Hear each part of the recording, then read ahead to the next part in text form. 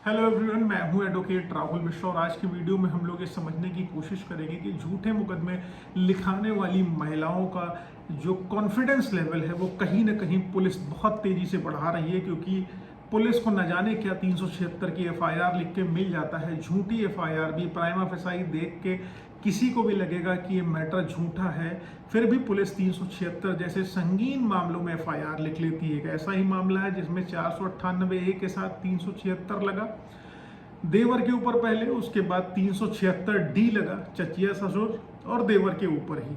Detail में बात करूंगा, लेकिन उससे पहले मेरी आपसे रिक्वेस्ट है कि अगर आप लोग चैनल पर नए हैं या पहली बार आ रहे हैं या आप लोगों ने इसे अभी तक सब्सक्राइब नहीं किया तो प्लीज़ सब्सक्राइब करिएगा। साथ ही साथ एक हम्बल रिक्वेस्ट और है, अगर आप मुझसे पर्सनली मिलना चाहते हैं लखनऊ, दिल्ली, इलाहाबाद में, तो आप अपनी अपॉइंटमेंट शेड्यूल कराकर मुझसे मिल सकते हैं। नंबर आपको डिस्क्रिप्शन में मिल जाएगा, लेकिन डायरेक्ट आपको कॉल नहीं करना है। नंबर मैंने आपकी सुविधा के लिए दिया हुआ है, ऐसा ना करिएगा जिससे मुझे स्वयं असुविधा होने लगे। देखिए दोस्तों, एक मैटर है जिसमें उनका प्रॉपर्टी का विवाद, कह लीजिए कि बहू रानी जो है वो अपने परिवार से अलग रहना चाहती थी और उनके हस्बैंड सरकारी नौकरी में कार्यरत हैं। वो भी इस चीज़ के लिए तैयार थे कि वो अपनी पत्नी को लेके कहीं और चले जाएंगे, अलग रहेंगे।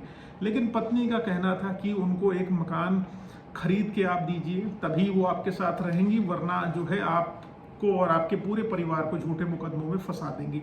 यही पैटर्न हुआ, क्योंकि जब किसी व्यक्ति की नई नौकरी लगती है तो उसके लिए घर खरीद पाना संभव नहीं होता, वो बेचारे घर नहीं खरीद सके। तो पत्नी ने क्या करा, 498A की एफआईआर रजिस्टर कराई। 498A से उनका दिल नहीं भरा।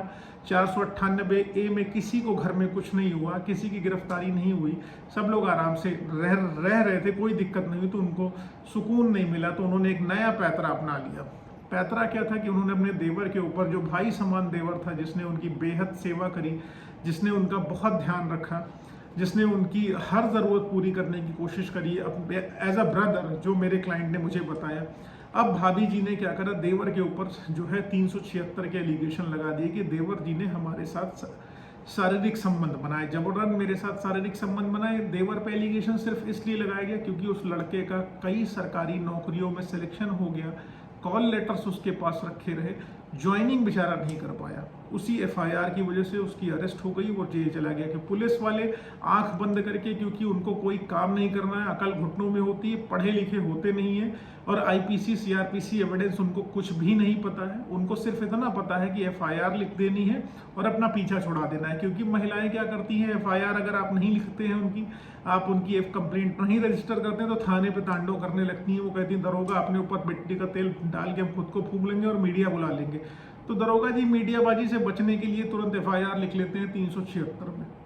सबसे बड़ी बात यही है महिलाओं की एफआईआर रजिस्टर होने के पीछे, क्योंकि कोई भी कानून जो है इनके फेवर में जो बनाए गए हैं वो केवल कोई ऐसा कानून नहीं जो केवल पुरुषों के लिए बनाए गए हो। जेंडर न्यूट्रल कानून भारत में नहीं है, महिलाओं के पक्ष में कानून ज़्यादा है, इसलिए जो है ये आसानी से एलिगेशन लगा के निकल जाती हैं। अब सबसे बड़ी बात क्या है, जो मैं केस डिस्कशन कर रहा था, देवर के ऊपर 376 का मुकदमा उन्होंने रजिस्टर करा दिया, कहा कि शारीरिक संबंध बनाए इन्होंने।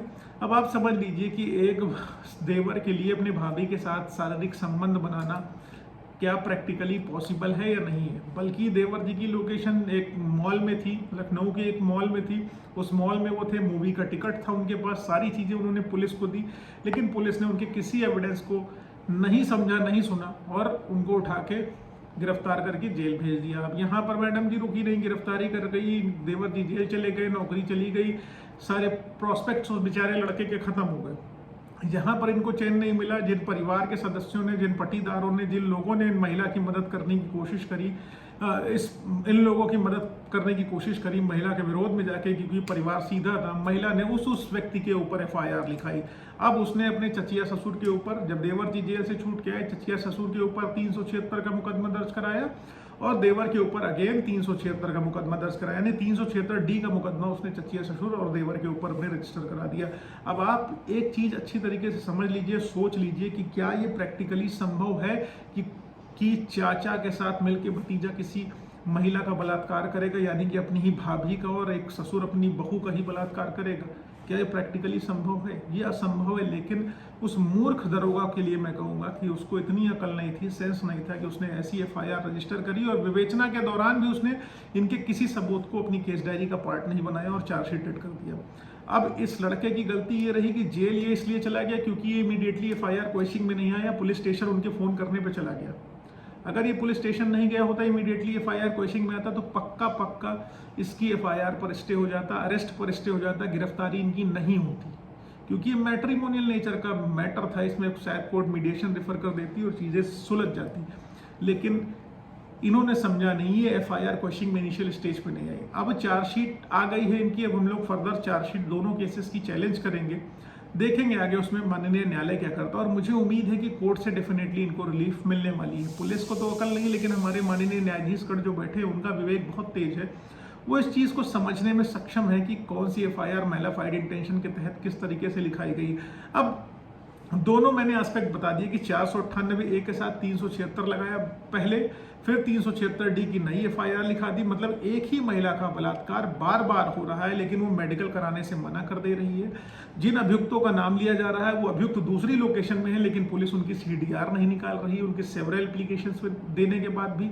अब आप समझ सकते हैं कि पुलिस अपनी विवेचना किस स्तर पर जाकर करती है, कितने घटिया तरीके से करती है, कहाँ करती है, कैसे करती है, वही जानती है। उनको सिर्फ नौकरी करनी है, नौकरी में 2 नंबर का पैसा कमाना है और भोले भाले मासूम लोगों को परेशान करना है। और बड़े बड़े गैंगस्टर को अरेस्ट नहीं कर पाते हैं, छोटे छोटे बच्चों का कैरियर पूरा चौपट कर देते हैं। जो 22-23 साल का लड़का है, इसका पूरा कैरियर इन्होंने चौपट करके रख दिया। अब उसके पास बचा क्या है? आप अंदाजा लगा सकते हैं झूठे मुकदमे लिखा देने की वजह से कितने लोगों की लाइफ स्पॉइल हो जाती है। अब सोल्यूशन क्या है इनके लिए? सोल्यूशन यही है कि इनको 498A वाली जो एफआईआर है, जिसमें 452 लगा हुआ, सेक्शंस भी मैं बता दे रहा हूँ। इस एफआईआर में 498A लगा है, 376 लगा है, 452 लगा है, 354 लगा है। अब समझ लीजिए घर ससुर के नाम पर है और 452 पुलिस ने लगा दिया, क्योंकि अकल घुटनों में है उनकी दरोगा जी की। उनका दिमाग नहीं काम कर रहा है कि 452 कब लगती है, जब कोई व्यक्ति दूसरे के घर में घुसेगा। दरोगा जी को इतना नहीं समझ में आया कि वो जो व्यक्ति जो घर उस व्यक्ति के नाम पर है, वो अगर अपने घर में नहीं जाएगा तो क्या दूसरे के घर में जाएगा।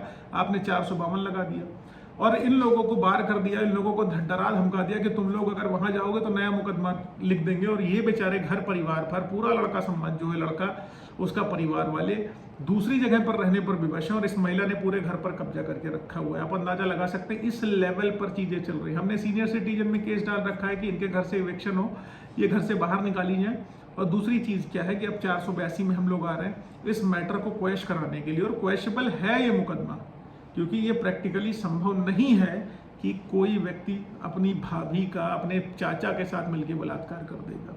तो मेरा ये बताने के पीछे सिर्फ पर्पस ये है कि अगर आपके ऊपर इस तरीके की कोई फर्जी एफआईआर रजिस्टर हो तो आप एंटीसिपेटरी बेल के चक्कर में या पुलिस के बुलाने के चक्कर में बिल्कुल मत जाना, चाहे जितना प्रेशर पुलिस क्रिएट कर दे।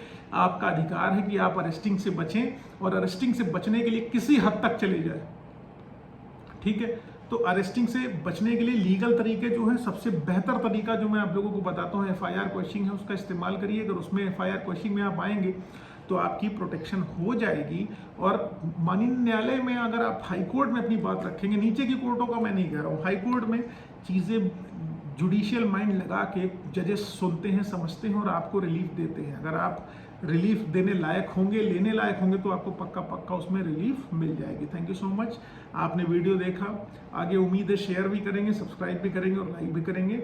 बाकी फर्दर किसी प्रकार की डिटेल चाहिए